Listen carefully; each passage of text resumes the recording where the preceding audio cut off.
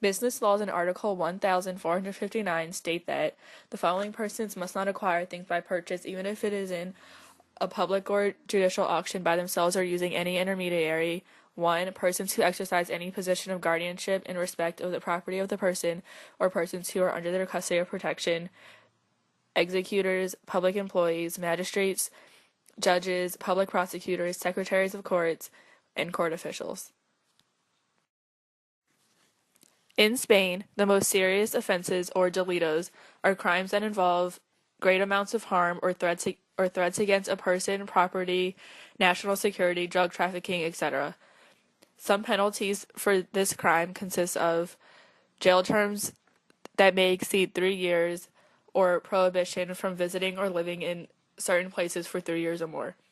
Some less serious penalties may consist of jail terms from 6 months to 3 years. Laws that relate to debt or bankruptcy can be found in Article 1871. This article states, the debtor may not request the return of the pledge against the will of the creditor until he pays his debt plus interest and any expenses as the case may be. Spain's Princess Cristina has arrived in court for questioning over a corruption scandal which involves the business dealings of her husband. There was a huge media presence. For the first time, a member of the country's royal family has appeared in court as the subject of a criminal investigation. It began 4 years ago and has damaged the reputation of Spain's royals and sparked anti-monarchy demonstrations. The younger daughter of King Juan Carlos will face dozens of questions from a judge in the closed-door hearing in Palma de Mallorca. The accusations against her husband, Urdangarin, a former Olympic handball player, include embezzling €6 million of public money. The princess and her husband deny any wrongdoing. An example of family law can be found in Article 154. This article states that the duties and powers of a parent are to, quote, 1. Look after them, to have them in their company, feed them, educate them, and provide them with a comprehensive upbringing, and 2. To represent them and to manage their property. Quote. Article 61 holds an example of marriage law. This article states that marriage shall have civil effect from the time of its performance. The full recognition thereof shall require registration of the marriage in the civil registry. A marriage which has not been registered shall not be prejudicial to the rights acquired in good faith by third parties.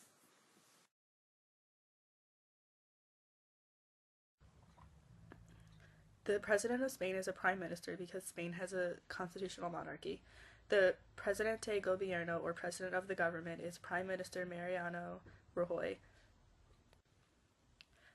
The President is accompanied by his cabinet, including Vice President Soraya Sáenz de Santa Maria, Minister of Finance Cristobal Montoro Romero, Minister of Defense Don Pedro Morenes, Minister of Foreign Affairs Jose Garcia Margallo y Marfil, Minister of Justice Rafael Catala. The major religion in Spain is Roman Catholic, which makes up 76% of the population. 20% of the population practices no religion, 2.3% of the population practices Islam, and 1.7% of the population practices another religion. Parties in Spain are both secular and religious in nature and usually involved feasting on both public and household levels as well as a celebration of masses. In Spain, every day of the year is associated with one or more saints or holy meetings in the Catholic calendar, yet some of the events that take place on specified religious holidays have a distinctly secular quality. This includes bullfights on fiesta days and the king's official birthday. Some of the most popular forms of art include lacework, weavings, ceramic tile. In traditional Spain, women were never entered into the workforce. Women were only entered into the workforce after the country started to become industrialized, and more job options were available for women. Education in Spain for women rapidly increased in comparison to how education for women increased in other countries over time. By 1983, the percent of female enrollment was 43%. Throughout its history, Spain has made many contributions to the world. One of its most significant contributions is the Spanish language that has extended beyond the Iberian Peninsula and has made its way to countries in South America that were once ruled by Spain. Spain is also credited with having begun the age of exploration. Spain has founded many territories in the Americas that still stand today, most notably Florida, and with exploration came the extension of Roman Catholicism, which Spain was and still is a major advocate for. Many of the political issues that are occurring in Spain are in regards to the elections that are to take place within this year. The results of these elections could not only change the way in which the country is governed, but it could alter the 1978 constitution that is in place. According to the online website The Economist, the current Prime Minister, Mariano Rajoy, and the Popular Party fear the rise of the Socialist and Podemos parties because of the fact that they could potentially alter the economic reforms that were initiated in 2013 to combat Spain's recession. The Podemos party already has a lot of support from voters who blame the debt crisis on Spain's political and financial elite. Another major issue is in regards to the independence of Catalonia, an autonomous community in Spain. Now, the NBC News video that you are about to see will summarize the key issues that are occurring in the area. To conclude our presentation, we will now observe how aspects of Spain's constitution relate to the issue of prisoner disenfranchisement in the United States. Catalonia is one of Spain's most prosperous regions. A popular tourist destination, it's home to Barcelona, both the city and the soccer team, as well as over 7 million residents.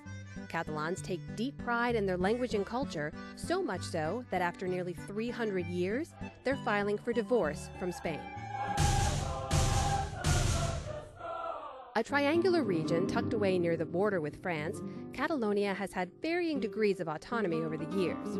In Spain's civil war in the 1930s, Catalonia picked the losing side, prompting the victor and dictator Francisco Franco to crack down on Catalan nationalism and language.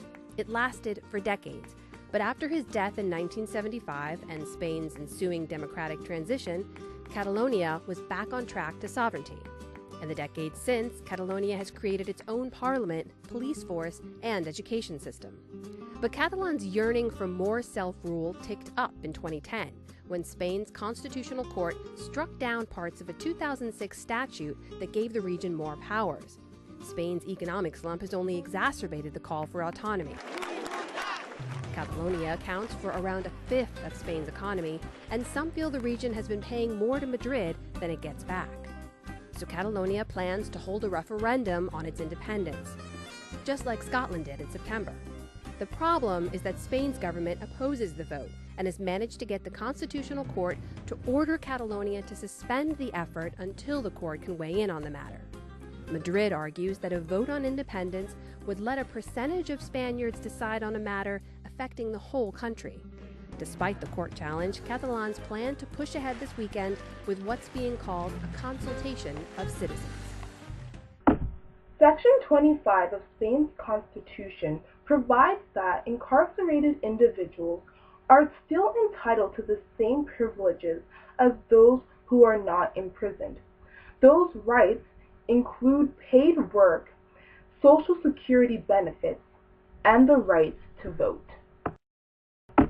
In regards to voting rights, the United States fails to recognize the right of prisoners to vote while incarcerated. Only 2 states, Maine and Vermont, like Spain, fully recognize this right. Many have determined the concept of disenfranchisement to be constitutional.